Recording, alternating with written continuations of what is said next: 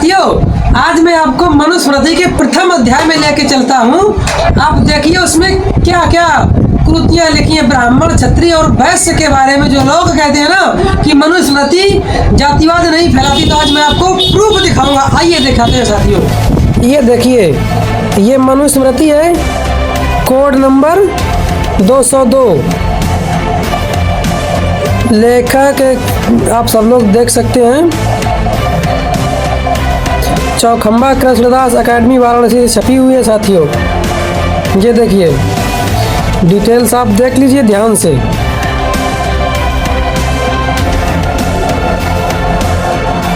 ये देखिए साथियों, ये है मनुस्मृति का प्रथम अध्याय और ये 56 नंबर पेज आपको ले चलता हूँ। इसमें 88 नंबर श्लोक में ये देखिए, ये है 87 नंबर श्लोक। इसको पढ़िए, ये हिंदी और संस्कृत दोनों में आपको समझने में भी आसानी रहेगी। उस महातेजस्वी ब्रह्मा ने इस संपूर्ण सृष्टि की रक्षा के लिए ब्राह्मण, क्षत्रिय, वैश्य और शूद्र के अलग अलग कर्मों की सृष्टि की। अब देखिए 88 नंबर श्लोक में ब्राह्मण के कर्म देखिए, ब्राह्मण के कर्म वेद पढ़ना, पढ़ाना, यज्ञ करना, कराना, दान देना और दान लेना, इन कर्मों को ब्राह्मणों के लिए बनाया गया है। अब देखिए क्षत्रियों के लिए कर्म, आप देखिए श्लोक नंबर ये देखिए 89, क्या लिखा है? प्रजा तथा आर्त आदि की रक्षा करना, दान देना, यानी कि प्रजा तथा आर्त आदि की रक्षा करना सिर्फ।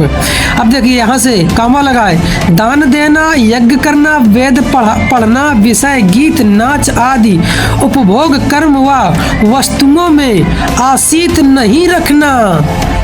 संक्षेप में इन कर्मों को क्षत्रियों के लिए बनाया गया है, वैश्यों के लिए भी कर्म दिया गया है। पशुओं की रक्षा, पालन पोषण, क्रय विक्रय करना, दान देना, यज्ञ करना, वेद पढ़ना, व्यापार करना, ब्याज लेना और खेती करना, इन कर्मों को वैश्यों के लिए बनाया गया है। अब देखिए यहाँ पे ध्यान देने की बात है, शूद्र के कर्म संस्कृत में भी लिखा है और हिंदी में भी लिखा है। ब्रह्मा ने इन ब्राह्मण आदि तीनों वर्णों की अनिंदक रहते हुए सेवा करना ही शूद्रों के लिए प्रधान कर्म बनाया है। देखिए इसमें विमर्श भी लिख दिया है लेखक ने अपने विचार। दान आदि कर्म भी शूद्रों को वर्जित नहीं है, किंतु ब्राह्मण आदि तीनों वर्णों की सेवा ही उसका प्रधान है। यह बतलाने के लिए यहाँ पर एक शब्द कहा गया है, अतः उक्त एक शब्द को संज्ञार्थक न मानकर प्रधानार्थक मानना चाहिए। देखिए साथियों, आगे देखिए और क्या लिखा है 92 नंबर श्लोक में, सर्वांगों में मुख्य श्रेष्ठता ब्राह्मण ने पुरुषों को अन्य जीवों से श्रेष्ठ बताया है। उसमें भी पुरुष के नाभि से ऊपर के भाग को पवित्र बताया है और नाभि से ऊपर के भाग से भी अधिक पवित्र मुख को बतलाया है। देखिए साथियों, आगे देखिए 93 नंबर श्लोक, वर्णों में ब्राह्मण ही श्रेष्ठता है।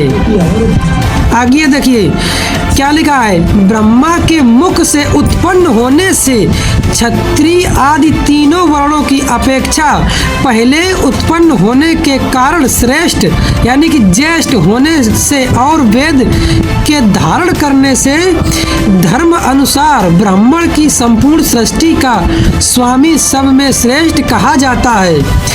ब्रह्मा के मुख से ब्राह्मणों उत्पत्ति कथन 94 श्लोक नंबर आप और देख लीजिए। जिस प्रकार ब्राह्मण के मुख से देवता लोग हब को तथा पितर को कब को खाते हैं, उस ब्राह्मण से अधिक श्रेष्ठ कौन प्राणी हो सकता है साथियों।